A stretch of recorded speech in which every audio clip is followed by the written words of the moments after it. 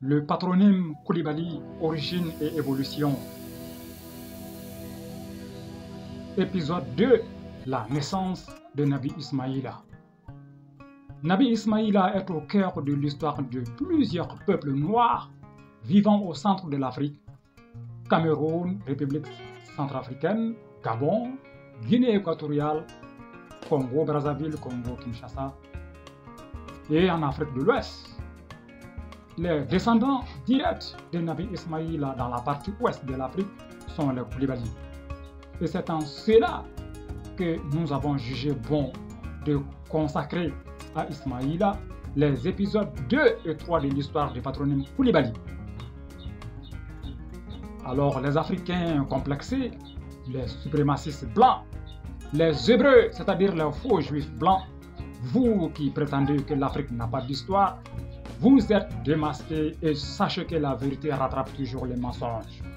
La parole sacrée de Dieu, la parole incréée de Dieu est la gardienne de la vérité historique. Le patronyme Koulibaly, épisode 2, c'est juste après l'intro.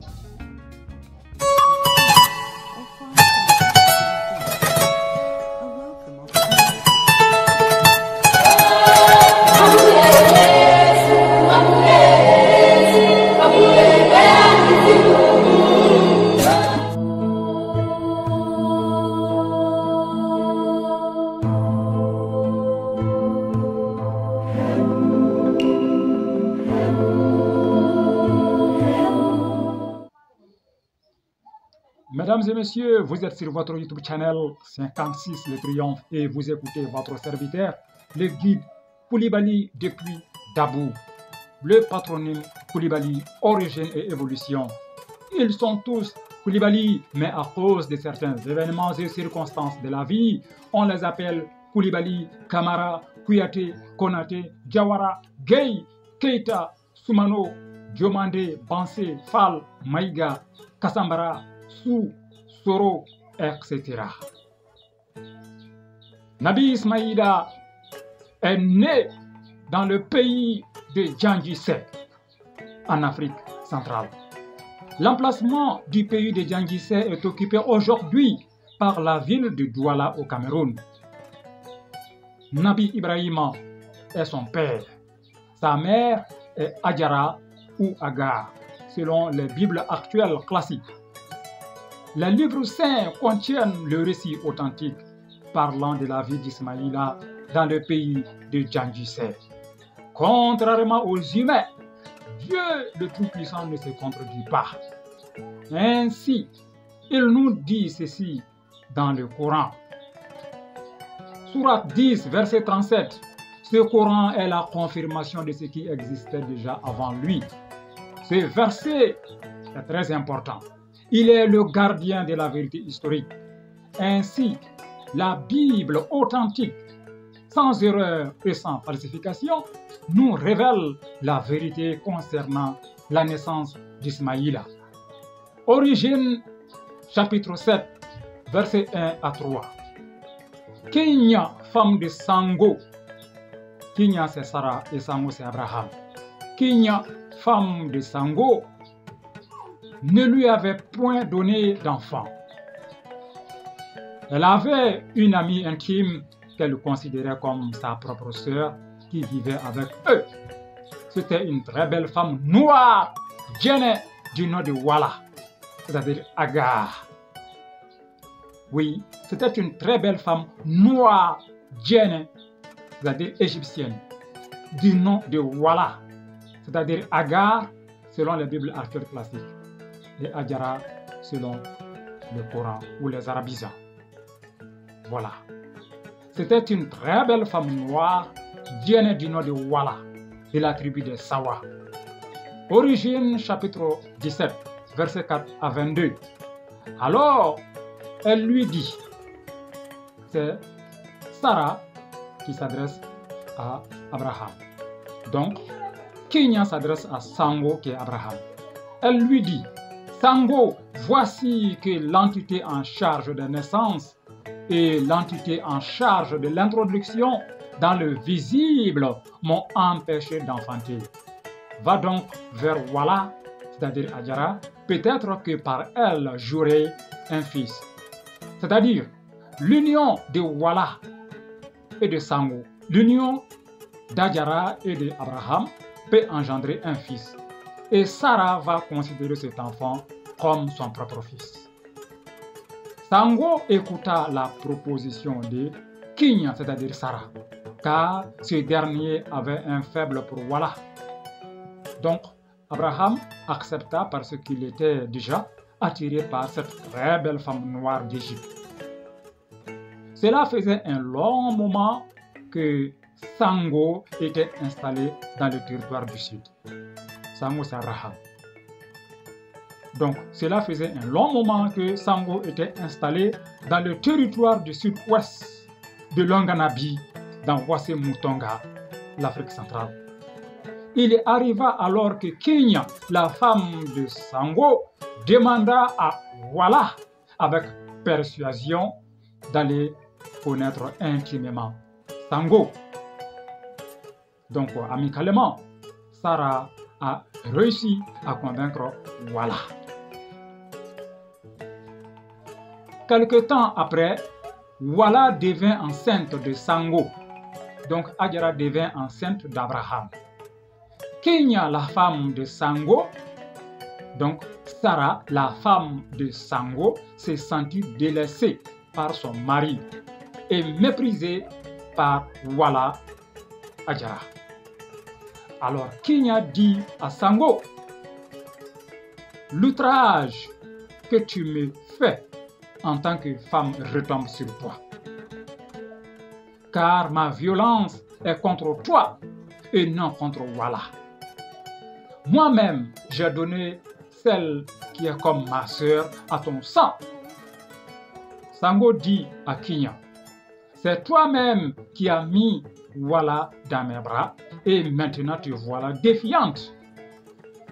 Voici donc Wala, celle à qui tu es liée par des sentiments d'affinité profonds.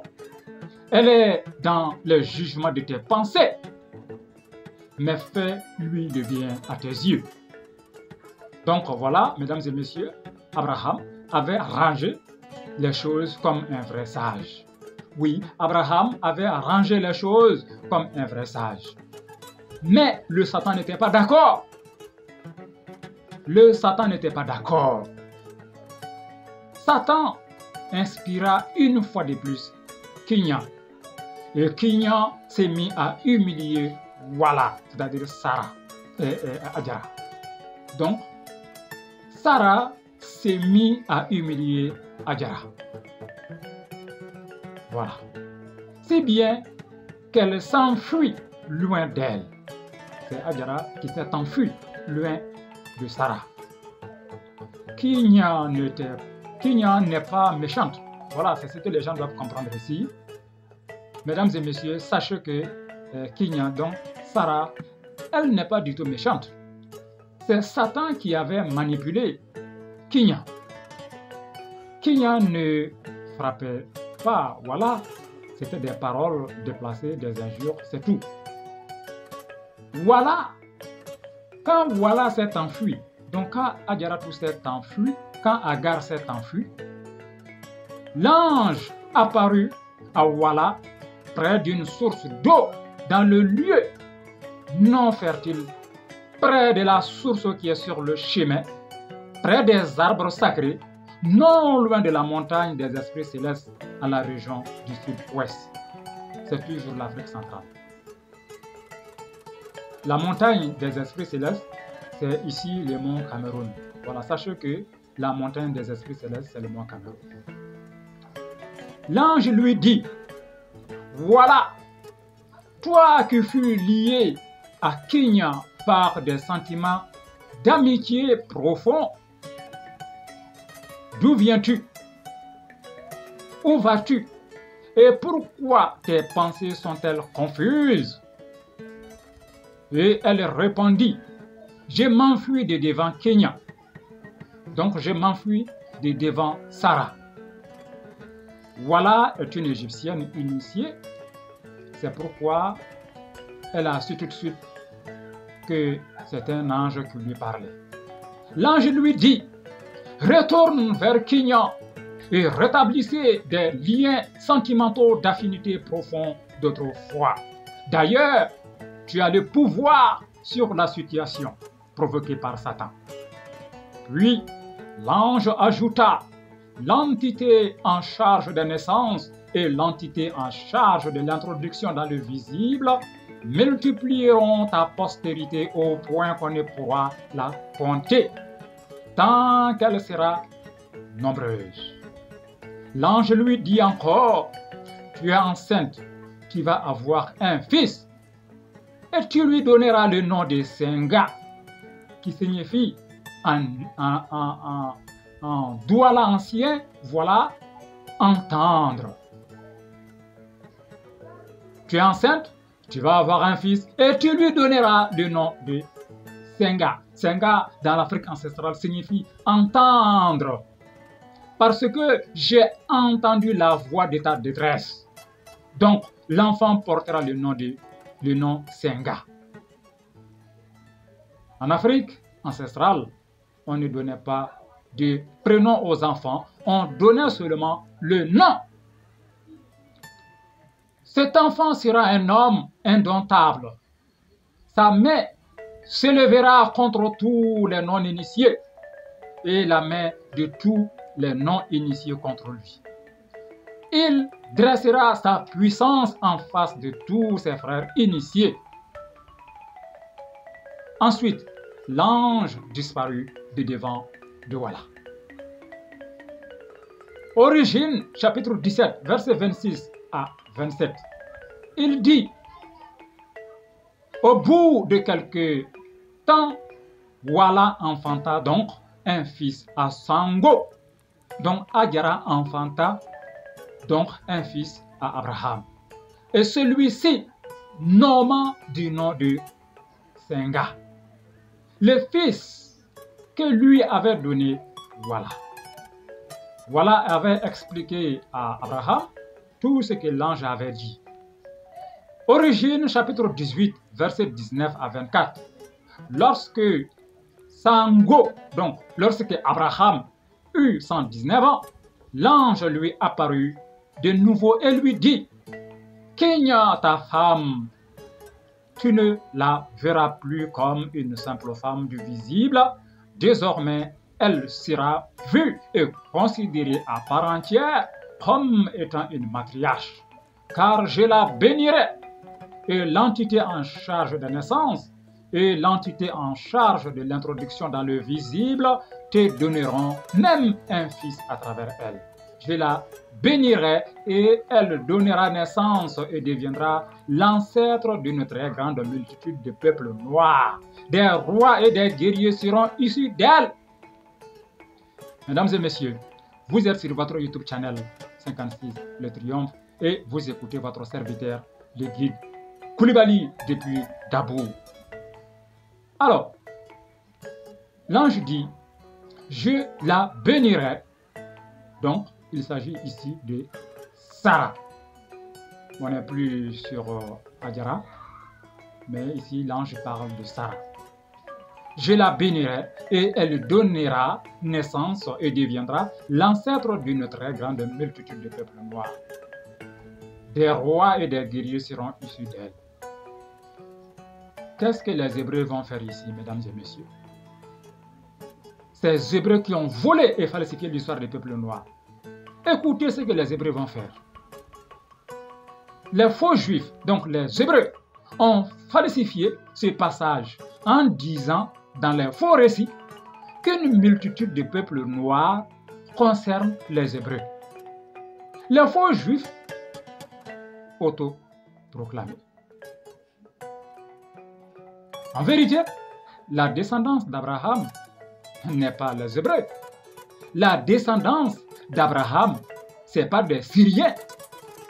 La descendance d'Abraham est une partie du peuple noir.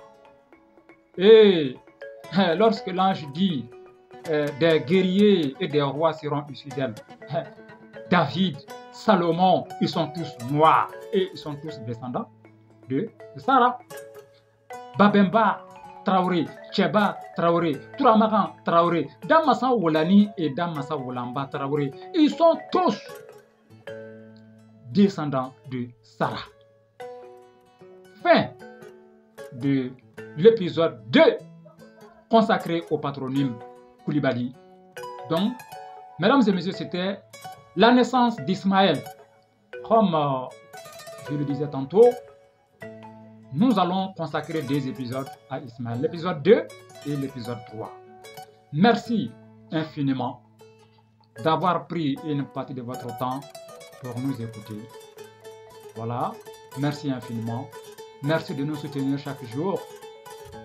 Sur ce, je vous dis à très bientôt.